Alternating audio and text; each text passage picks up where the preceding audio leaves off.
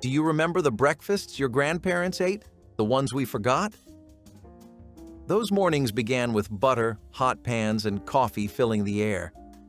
When did breakfast stop feeling like home and start feeling like a chore? Creamed cornmeal mush was the quiet hero of hard times, a breakfast that managed to feel rich even when money was thin. Made from simple ingredients, cornmeal, milk, salt, and water, it was stirred patiently over low heat until it thickened into a creamy golden porridge. Families would serve it hot in bowls with a little butter melting on top or a drizzle of syrup for sweetness. It was warm, filling, and endlessly adaptable, proof that comfort did not require luxury. When leftovers were chilled, they turned firm enough to slice and fry the next morning, crisping into golden slabs with a texture somewhere between toast and pudding. That second-day version was the real prize, a thrifty twist that made breakfast feel new again. The sound of those slices sizzling in a skillet was as homey as a family prayer before eating. Cornmeal mush might not sound glamorous, but it was nourishment that came with pride, a recipe born from resourcefulness and patience. In kitchens that measured success not by wealth but by warmth, this humble dish held its place as a symbol of care and survival, the kind of meal that hugged you from the inside out. Fried apples and biscuits turned simple fruit into a morning celebration. Apples were sliced thin, tossed into a skillet of melted butter and dusted with sugar until they softened and gleamed like caramel. The smell alone was enough to draw everyone to the table. Served warm beside soft biscuits, the apples made their own syrup, sticky and golden, perfect for spooning or dipping. It was the sort of breakfast that reminded families that sweetness did not have to come from fancy ingredients. It could come from what grew in their own backyard. Sometimes cinnamon or nutmeg found its way into the pan, giving each bite a touch of warmth that lingered. Fried apples and biscuits were especially loved in fall when orchards overflowed and waste was never an option. Grandparents knew how to stretch everything: a few apples, a bit of butter, and the will to make something memorable. This dish was their way of turning simplicity into comfort, of teaching that care was the secret ingredient in any meal. It was nostalgia on a plate, sweet, soft, and glowing, like a memory you could taste. Hot grits with butter and salt were the backbone of countless Southern mornings, a dish so simple yet so sacred that no table felt complete without it. Made from ground hominy simmered until smooth, grits were the definition of patience rewarded.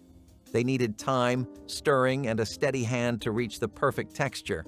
Not too thick, not too thin, just creamy enough to coat a spoon. A pat of butter on top melted into golden swirls, and a pinch of salt brought everything to life. This was food made for strength, for those who worked in fields, factories, or kitchens from dawn to dusk. It was nourishment that filled the belly and steadied the spirit. Children learned early how to stir the pot, to keep the grits from clumping, to treat the meal with the respect it deserved.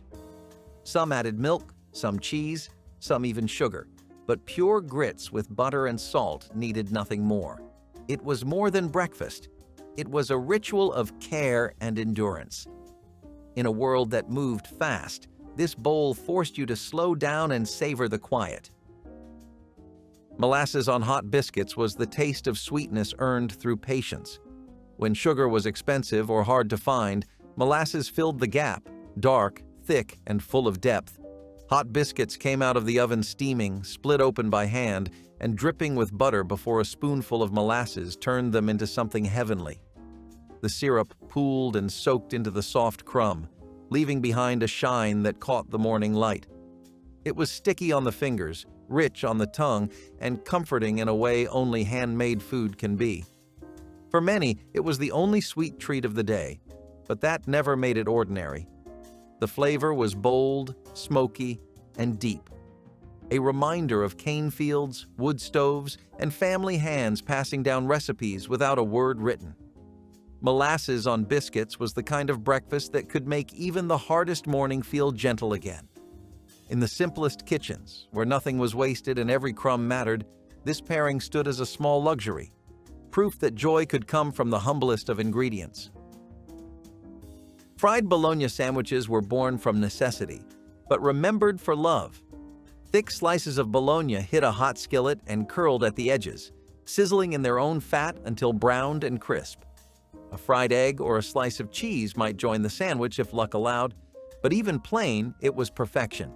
Served between two pieces of soft white bread or a biscuit, it was salty, savory, and satisfying. This was the kind of breakfast that did not apologize for being simple. It was fuel for long days, a way to stretch a few cents into something hearty. Children carried them in brown paper bags, while adults grabbed one before heading out to work. The smell of frying bologna filled the house, and even the neighbors could tell breakfast was ready. It was a reminder that good food did not have to be fancy. It only had to be made with care. For many families, this humble sandwich was a badge of resilience, the proof that they could make something delicious out of whatever they had. Poached eggs on toast were breakfast elegance in a world that rarely had time for it. Water simmered just below boiling, and eggs were lowered gently, their whites curling around the yolks like soft silk. When lifted out and set on buttered toast, they gleamed, tender, trembling, and perfect. A sprinkle of salt and pepper was all it needed. It was a dish that made even a modest kitchen feel refined. The first cut of the knife released a golden stream that soaked into the bread, rich and warm. This breakfast carried a sense of calm, the quiet kind that came before a day's labor. Grandparents who made poached eggs treated it like a ritual, never rushed, always patient. It was proof that even in lean times, beauty could live on the breakfast plate. Poached eggs on toast weren't about luxury. They were about intention, about giving the morning the dignity it deserved.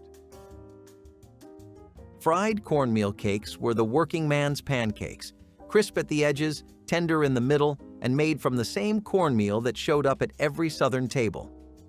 Mixed with milk, eggs, and a little salt, the batter went into a hot skillet and came out golden and bubbling. They could be eaten plain or drizzled with syrup, honey, or even a little molasses, depending on what was in the pantry. The smell of frying cornmeal was unmistakable, sweet and nutty, a scent that meant comfort was close. These cakes filled stomachs and hearts alike, simple enough for every day but special enough to remember. They were the breakfast of farmers, laborers, and children who learned that love came in humble servings. Fried cornmeal cakes didn't just feed, they fortified, reminding everyone that a good day started with something made by hand. Apple butter toast was the kind of breakfast that came with a story.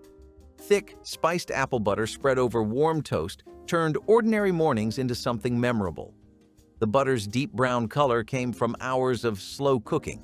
Apples simmered with sugar, cinnamon, and cloves until they transformed into a smooth, fragrant paste. Grandparents often made it in big batches, filling jars to last through winter. Each spoonful carried the patience of a day spent stirring at the stove. On cold mornings, that same spread met the crackle of toast, melting slightly into the crumb, releasing a scent that filled the whole kitchen.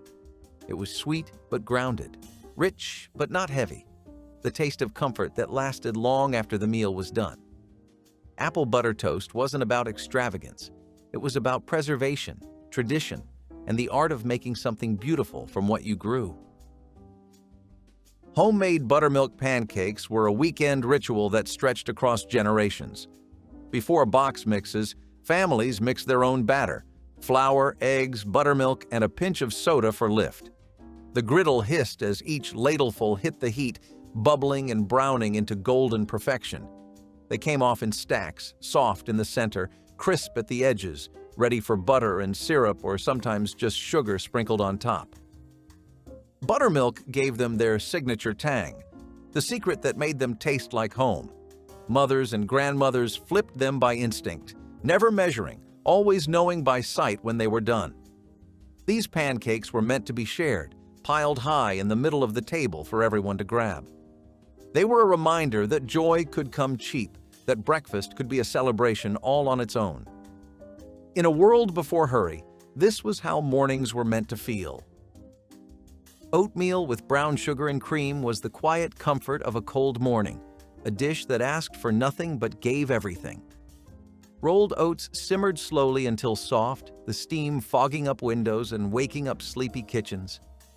a spoonful of brown sugar swirled into the bowl, melting into ribbons of sweetness. Then came a splash of cream, turning it all silky and rich. It was breakfast that stayed with you, not just in the stomach, but in the heart. For children, it meant warmth before a long walk to school. For adults, it meant strength to face a long day. Oatmeal was a small act of love, steady and reliable, a simple way of saying, "You matter." Grandparents knew that food like this built more than bodies. It built belonging. Oatmeal with brown sugar and cream was proof that kindness could be served in a bowl. Country ham with red-eye gravy was the kind of breakfast that woke the whole house before anyone sat down to eat. Thick slices of salt-cured ham hit a hot skillet, sizzling and popping until the edges turned crisp and caramelized. Once the ham was done, a splash of black coffee went straight into the pan, loosening up all those browned bits and transforming them into a smoky, savory gravy. That strange little mix of ham drippings and coffee was magic, salty, bitter, and rich all at once. Served with biscuits, the gravy soaked into every crumb, the kind of flavor that could only come from patience and cast iron. It was a dish that spoke of early mornings and hard work, the kind of food made to keep a farmer going until noon. Every family had their own method, their own rhythm of stirring and scraping the pan. Red-eye gravy was never about looks. It was about the smell, the sound, the taste of something honest. Country ham and red-eye gravy made even an ordinary morning feel proud. Cold fried chicken leftovers were proof that good food never needed to be reheated to be loved. The night before, it was a Sunday feast, fried golden and eaten hot. By morning, it was breakfast straight from the icebox. The crust lost its crunch, but gained a flavor all its own, peppery, savory, and soaked with memories of yesterday's dinner. Paired with a biscuit or just eaten with bare fingers, it was a quiet pleasure before the day's work began. There was no ceremony to it, no fuss, just the understanding that fried chicken was too good to waste. In farm kitchens where every meal counted, leftovers became luxury. Cold chicken tasted of thrift, of gratitude, of knowing how to make joy last. Some folks swore it tasted even better that way, seasoned twice, once by the skillet and once by time. It was food you did not rush, food that let the morning feel unhurried. Corn fritters with syrup were the morning's golden reward for those who knew how to turn scraps into sweetness. Leftover corn or cornmeal batter was mixed with milk, sugar, and a touch of salt, then spooned into a hot skillet where it puffed and browned into tender cakes. The air filled with the smell of butter and corn, sweet and comforting all at once. Once stacked on a plate, a drizzle of syrup sealed the deal. Sticky, glossy, irresistible. The first bite had a little crisp from the edges and a soft heart that melted on the tongue. Fritters like these were both breakfast and memory, made by grandparents who never threw a thing away. They were perfect with coffee, even better with laughter, and best when shared. No one called them fancy, but they felt that way, proof that love and creativity could make anything shine.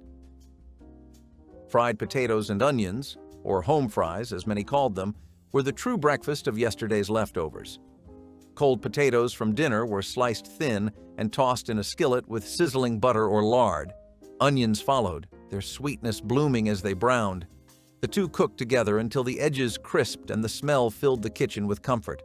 Salt, pepper, maybe a pinch of paprika. That was all they needed.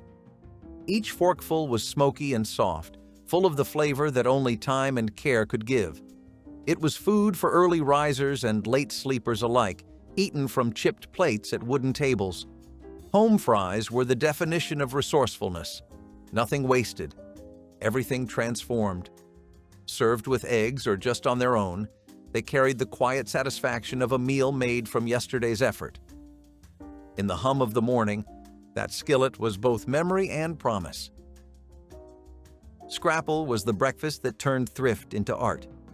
Born in the mid-Atlantic, it began as a mix of pork trimmings, cornmeal, and spices, cooked until thick and poured into a loaf to set. Once chilled, It was sliced and fried until crisp on the outside and soft within. The result was savory, hearty, and unlike anything else, a flavor that lingered long after the plate was empty. For generations, Scrapple was the farmer's first meal, eaten with eggs or syrup depending on the mood.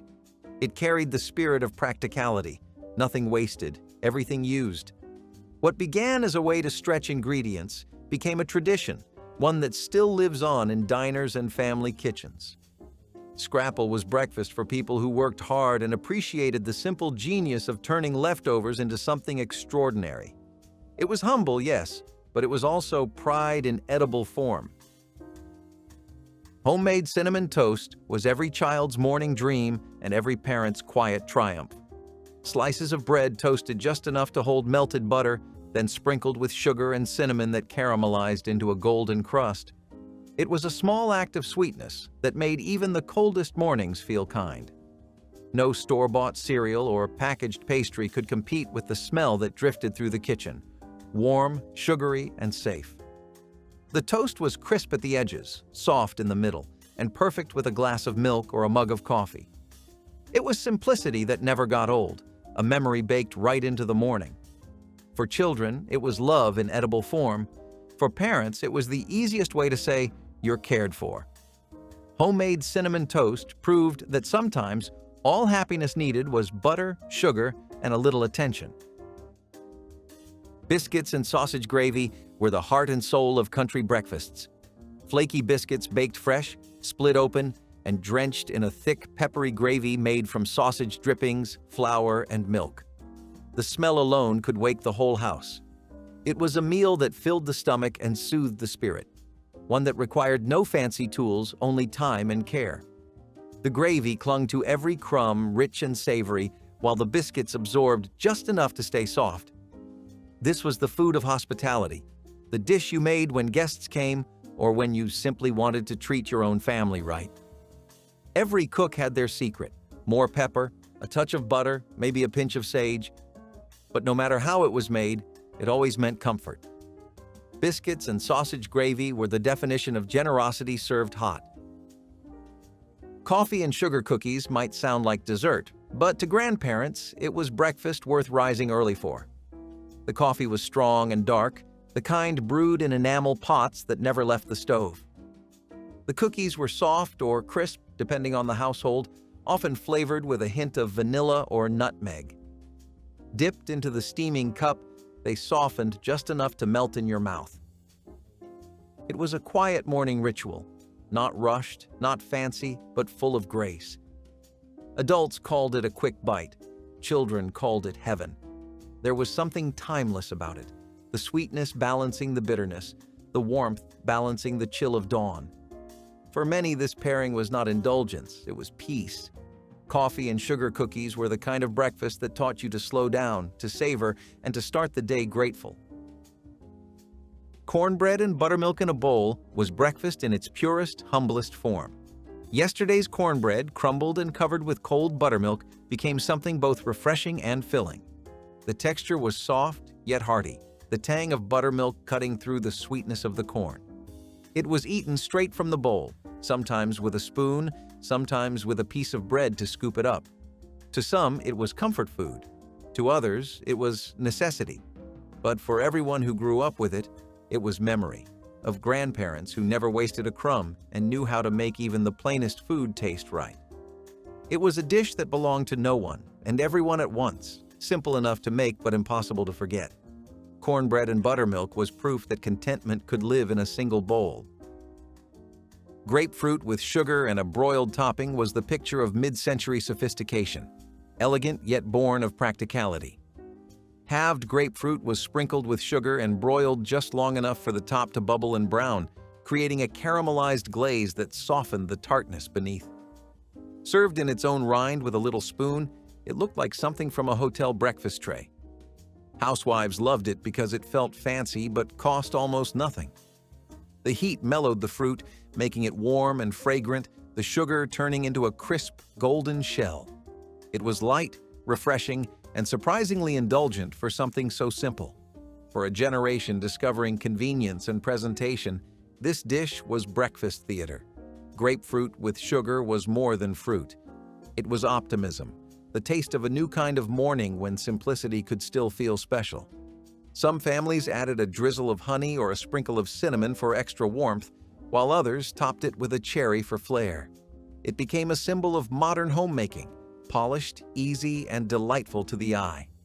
The broiled grapefruit was as much about beauty as flavor, proof that even the simplest fruit could feel luxurious when given a moment of care. Fried salt pork with eggs was breakfast before bacon took over the world.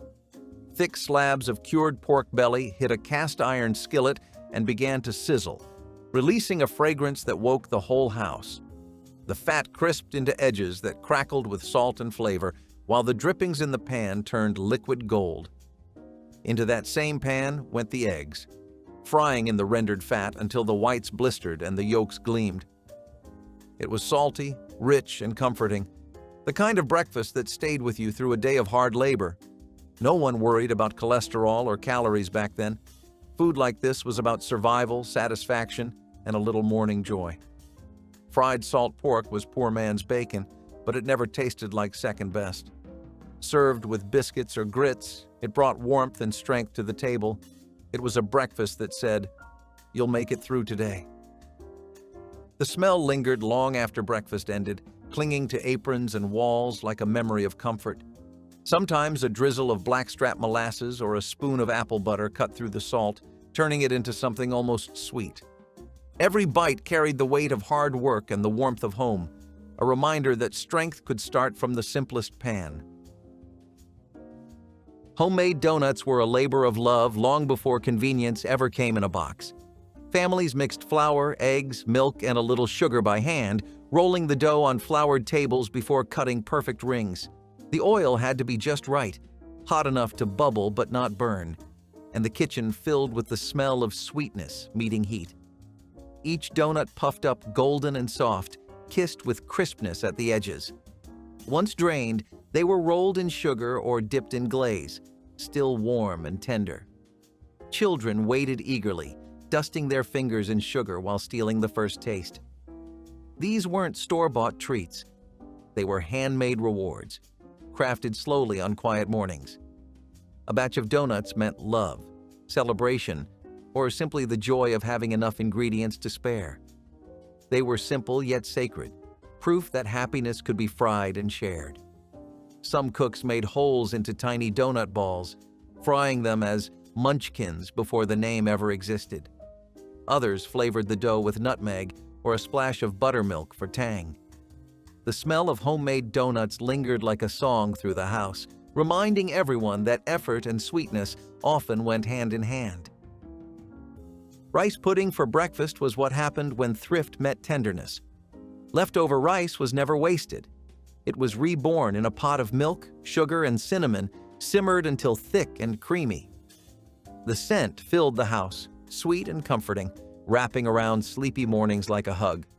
Sometimes raisins were stirred in, sometimes a knob of butter melted on top, adding richness to every spoonful. It was warm, gentle food, soft enough for the old, sweet enough for the young, and filling enough for everyone in between. It turned scraps into comfort, simplicity into delight. A bowl of rice pudding meant care. It meant someone thought ahead to make sure nothing was wasted and no one went hungry. Served with a sprinkle of nutmeg or a drizzle of cream, it tasted like home itself.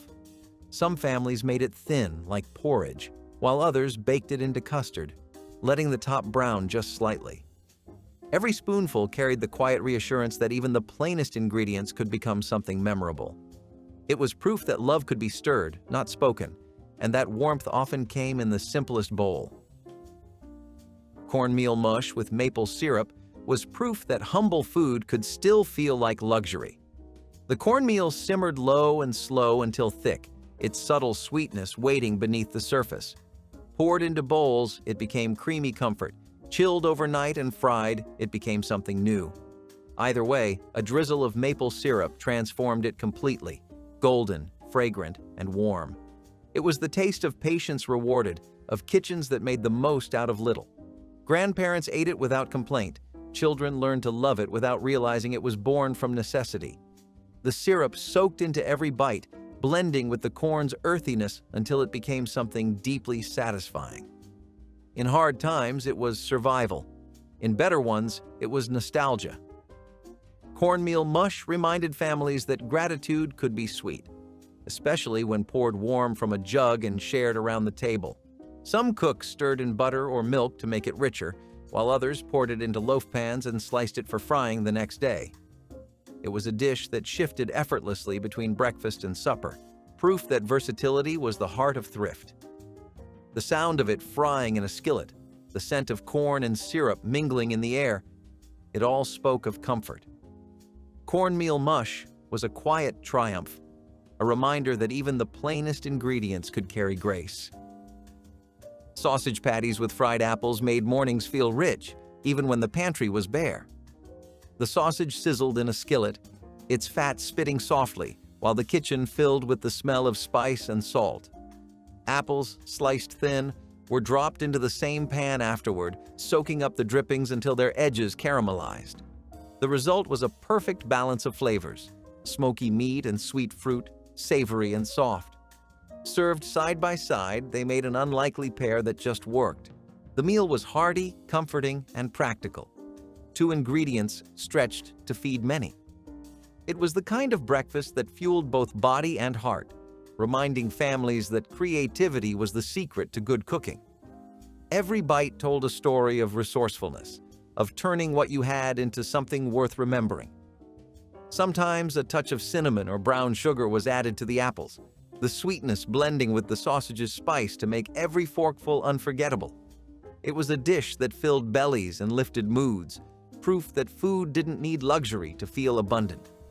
This pairing of opposites, salt and sugar, crisp and soft, became a symbol of balance in the Southern kitchen. It was comfort on a plate, built from simple genius and the magic of making do. Gravy-soaked toast, known in military slang as SOS, became a homemade classic when adapted with love instead of rations. Leftover pan drippings from sausage or bacon were whisked with flour and milk, transforming into a thick, creamy gravy flecked with pepper.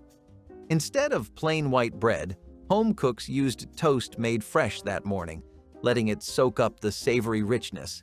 It was simple but deeply satisfying, the kind of meal that filled empty stomachs and stretched scarce ingredients. Families learned to make it during hard times, and it stuck around because it was just that good.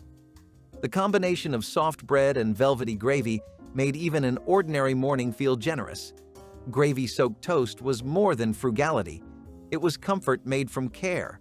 Some added bits of sausage for heartiness, while others poured the gravy over biscuits instead, depending on what was on hand.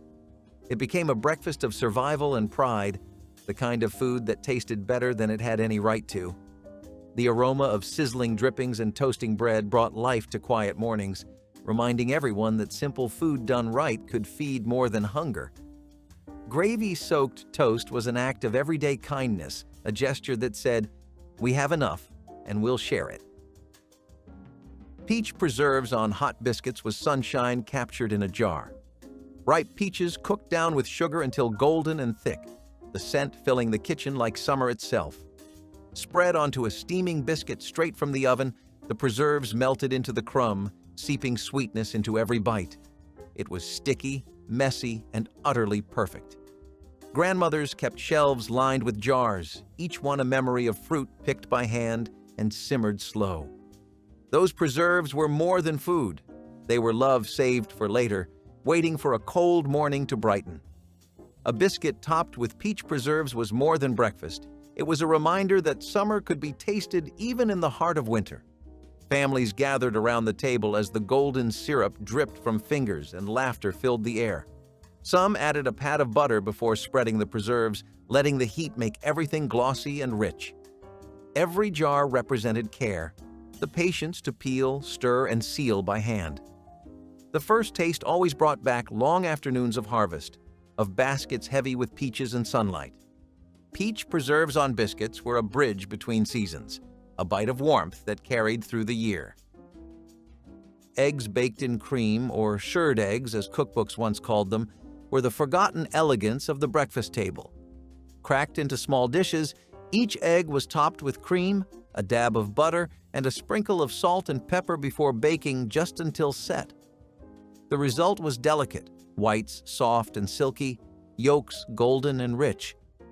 Served with toast for dipping, it was both simple and refined.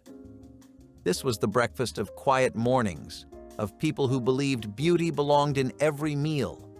It was the kind of dish made not to impress, but to nourish with grace. Even in modest homes, shirred eggs turned the first meal of the day into something special, a reminder that care could make even simplicity feel luxurious. Some cooks added a pinch of paprika for color or tucked a slice of ham beneath each egg for richness. Others served it with creamed spinach or buttered asparagus, transforming it into a meal worthy of company. But no matter the variation, the ritual remained the same: patient preparation, slow baking, and the hush that came when the first spoon broke the surface. Shirred eggs were quiet sophistication served in a dish, a whisper of refinement from an age that valued stillness. Grit cakes with syrup were a masterclass in never wasting a thing. Yesterday's leftover grits were poured into a pan, chilled and sliced into squares by morning. Dropped into a hot skillet, they fried to a golden crust, crisp on the outside and tender within. A drizzle of syrup or honey turned them into something remarkable, part breakfast, part dessert. The flavor was simple yet deep, corn and sweetness mingling in harmony. It was the kind of meal that made you proud of what you could do with so little. In every crackle of the pan, there was resourcefulness and gratitude. Fried grit cakes were not just food, they were history reheated, proof that waste was never welcome in a wise kitchen. The first bite crunched before melting into creamy softness, a texture only patience could achieve. Sometimes people topped them with butter, sometimes with jam, sometimes with nothing at all. Every version told a story of thrift and comfort, of turning yesterday's labor into today's pleasure. The smell alone, warm corn and caramelized edges, could fill a house with peace. This was the breakfast of people who respected what they had and who believed that even leftovers deserved to taste like love. Creole shrimp omelette brought the rich flavors of the Gulf Coast to morning tables, folding tender shrimp and fresh scallions into fluffy eggs seasoned with paprika and a touch of cayenne. Shrimp were quickly sautéed with butter and garlic until just pink, then combined with beaten eggs and poured into a hot skillet. As the omelet puffed, the seafood infused the eggs with a briny sweetness that spoke of Louisiana waters. Some cooks added diced bell peppers or a spoonful of tomato sauce for extra color and depth, while others finished with a squeeze of lemon. This breakfast balanced elegance and everyday comfort, reflecting African-American culinary ties to coastal Creole traditions. Families savored the dish on special weekends or when fresh shrimp were plentiful, making breakfast feel like a celebration. The Creole shrimp omelet captured the spirit of New Orleans and the surrounding Gulf, proving that a simple egg dish could deliver vibrant flavor and a taste of Southern heritage before the day began. Cabbage and egg scramble was one of those quick, no-fuss breakfasts that households relied on when the pantry was light. Leftover cabbage, chopped fine, was sautéed in fat before being stirred into scrambled eggs, turning two basic foods into a sustaining dish. The cabbage stretched the eggs further, allowing larger families to fill plates without needing a dozen. It was hearty, yet inexpensive, providing vitamins and protein in a simple skillet meal. Farm families especially leaned on it, as cabbage was easy to grow and kept well into the colder months. The dish carried a humble flavor, but with hot sauce or pepper sprinkled on top, it was comforting and memorable. Children may not have loved cabbage, but when folded into eggs, it became tolerable and even enjoyable. For adults, it was practical, quick to make before long days of work, and efficient in using every bit of food available. Cabbage and egg scramble was modest, but it was deeply tied to survival and resilience in daily life. Sorghum syrup cookies were rustic, chewy, and born of necessity, flavored by the sorghum that poor communities cultivated when cane and refined sugar were out of reach. Sorghum grew well in southern fields, and its thick, dark syrup became a staple sweetener. Housewives stirred it into flour, lard, and eggs when available, baking cookies that were humble but satisfying. Children loved them because they offered sweetness in a world where candy was rare. They traveled well too, carried in lunch pails to school or into the fields for long days of work. The strong, earthy flavor of sorghum gave the cookies a distinct taste tied to the soil and struggle of the South. They were never luxurious, but they symbolized how families took pride in making something special out of very little. Though sorghum syrup has faded from most kitchens, these cookies remain a piece of history, a reminder of resilience baked into every bite of survival sweetness. Homemade apple butter toast was a breakfast that stretched the fruits of summer into the long months of winter. Families would cook apples down with spices until they formed a thick, sweet spread, preserving it in jars for the cold seasons. Spread over stale bread, biscuits, or cornbread, apple butter transformed plain staples into something comforting. It was a way of saving harvests, ensuring that fruit could be enjoyed long after the orchards were bare. Apple butter toast was often served to children before school, giving them a sense of sweetness and strength in the mornings. Adults valued it for its practicality, as a single jar could last weeks and provide flavor to otherwise bland meals. It was not just a spread, but a memory of orchards, harvest work, and the determination to make food last. Apple butter toast became a symbol of both survival and warmth, offering families a taste of sweetness during hard times. Rice pudding. Hot cereal turned yesterday's pot of rice into a creamy, comforting breakfast that stretched ingredients and budgets with ease. Cold-cooked rice was stirred into a saucepan of warm milk, sugar, and a hint of vanilla, then simmered until it thickened to a soothing porridge. A dusting of nutmeg or cinnamon brought gentle spice, while some families added raisins or chopped pecans for extra flavor. African-American cooks valued this dish for its thrift and versatility, using leftover rice from dinner to create something entirely new the next morning. Served in deep bowls with a pat of butter melting on top, it filled the house with a cozy aroma that made chilly mornings feel welcoming. Children loved its gentle sweetness, and parents appreciated how quickly it came together while providing hearty nourishment. Rice pudding. Hot cereal stood as a quiet reminder that resourcefulness and flavor could walk hand in hand, proving that simple ingredients could become a treasured morning ritual. Cornmeal dumplings in milk were a dish that blended simplicity with comfort, making them a favorite in many households when mornings were cold and food was scarce. Dumplings were mixed from cornmeal and flour, shaped into small rounds, and simmered in sweetened milk until soft and tender. The result was both filling and slightly sweet, a dish that could serve as either breakfast or dessert depending on how it was prepared.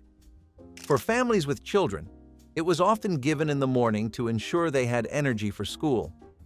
Adults relied on it as well, especially when more costly staples like bacon or sausage were unavailable. Cornmeal dumplings in milk carried a sense of warmth and security, proof that even the humblest ingredients could create satisfaction. It was a dish remembered not only for its flavor, but for the way it stretched supplies in hard times. It became part of the rhythm of survival, tying family memories to the shared strength of the table. Molasses and cornmeal coffee substitute was a hot drink that filled cups when real coffee was too expensive or unavailable. Families stirred cornmeal into water, sometimes roasting it first, and sweetened the brew with molasses to mimic the richness of coffee. It was far from perfect, but it offered warmth and energy on cold mornings. Adults drank it before heading into fields or factories, needing the comfort of something hot to start the day. Children sometimes sipped it too, enjoying the sweetness even if they missed the taste of real coffee. Housewives valued it because both molasses and cornmeal were inexpensive staples that could stretch endlessly. This drink was not just about flavor, but about dignity, providing the illusion of luxury when actual coffee was out of reach. Though few remember it now, molasses and cornmeal coffee substitute once symbolized perseverance, showing that even in the absence of comforts, families found ways to hold on to ritual and routine. Skillet cornbread with cracklings combined the golden crunch of cornmeal with the savory richness of pork, delivering a breakfast that satisfied both hunger and nostalgia. Coarse cornmeal was mixed with buttermilk, eggs, and baking powder, then poured into a hot cast-iron skillet lined with sizzling bacon fat. Into this batter went crispy pork cracklings, their salty flavor infusing the bread as it baked to a deep golden brown. The cracklings provided chewy, savory bursts that contrasted beautifully with the tender crumb of the cornbread. Served in thick wedges, it paired perfectly with greens, eggs, or a simple drizzle of honey. This recipe honored the African-American tradition of using every part of the hog, wasting nothing while maximizing flavor. Skillet cornbread with cracklings stood as a reminder that resourcefulness could produce incredible taste, making a simple, grain-based bread feel like a luxurious treat that filled the kitchen with a smell impossible to forget.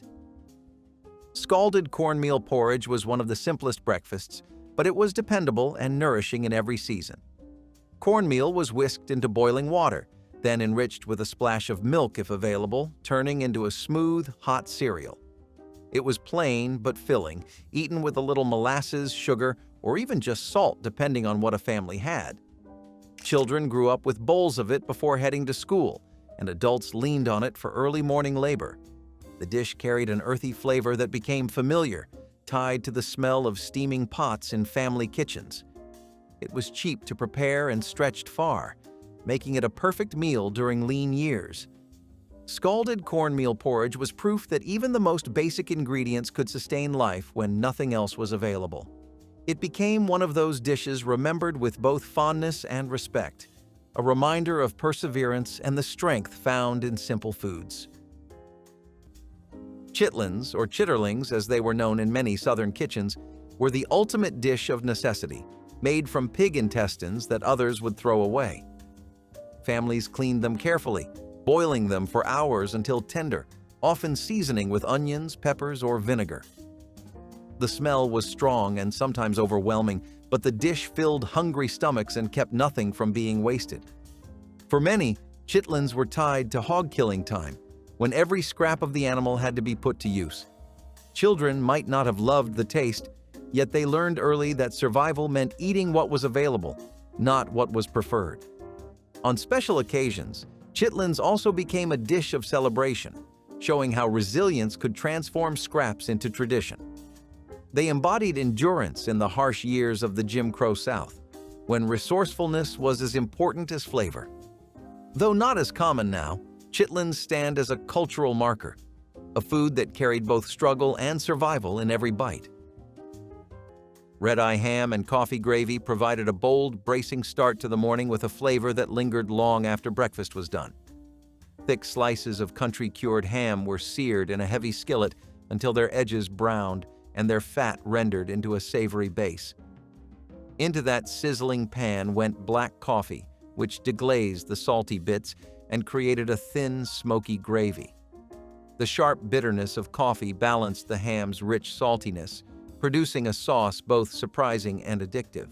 Poured over warm biscuits or spooned onto grits, the gravy soaked in and carried a gentle caffeine kick that woke up the senses.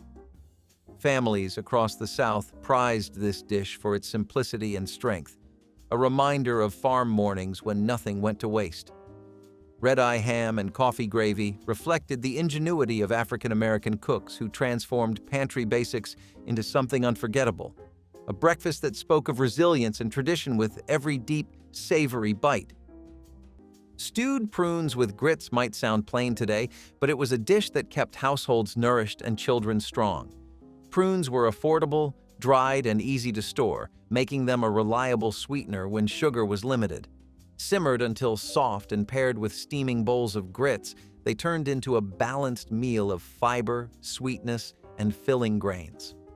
Large families often leaned on this combination because it could stretch far with little cost. For children, stewed prunes made breakfast feel less plain, while adults valued the strength it provided for long workdays. It was also a dish that traveled through generations, passed down as a memory of lean years and perseverance. Families carried bowls of this simple breakfast before marches, school, and shifts, finding strength in the comfort of familiarity. Stewed prunes with grits became a quiet but powerful dish of the civil rights era, proving that even the humblest meals could carry dignity and hope. Goober pea cakes turned the peanut, long dismissed as poor man's food, into something hearty enough to take the place of meat. Families ground peanuts into meal, mixing them with cornmeal, eggs, and drippings if they had them, then frying the mixture into patties. The cakes were dense and filling, offering protein when meat was impossible to buy. Children learned to love them, sometimes adding syrup for sweetness or mustard for tang. Farmers grew peanuts in poor soil, making them dependable for families struggling with limited land. Goober pea cakes appeared at suppers across the South, their nutty flavor tied to both necessity and pride. They were not fancy, but they sustained households through days of labor and hardship. Over the years, they vanished as prosperity grew and meat became more accessible. Yet they remain a powerful reminder of resourcefulness, proof that what was once dismissed as humble could be transformed into a meal that carried families through the Jim Crow years. Fried apples with brown sugar filled kitchens with the scent of caramel and spice as butter sizzled in heavy skillets across African-American homes of the 1970s. Thick apple slices were laid into the pan where they softened and browned, soaking up melted butter and a slow sprinkle of dark brown sugar. The sugar melted into a glossy syrup that coated every piece, creating a warm and fragrant side that paired perfectly with hot bread or flaky biscuits. Some cooks added a pinch of cinnamon or nutmeg, while others squeezed in a little lemon juice to brighten the sweetness. Families loved these fried apples as a weekend treat, serving them alongside sausage, grits, or even spooned over pancakes for an indulgent start to the morning. The dish honored a tradition of turning simple farm fruit into something special without wasting a single ingredient. Fried apples with brown sugar captured the heart of home-style cooking, transforming an everyday apple into a rich and memorable breakfast delight. Which of these breakfasts would you bring back? Comment below and subscribe for more forgotten favorites.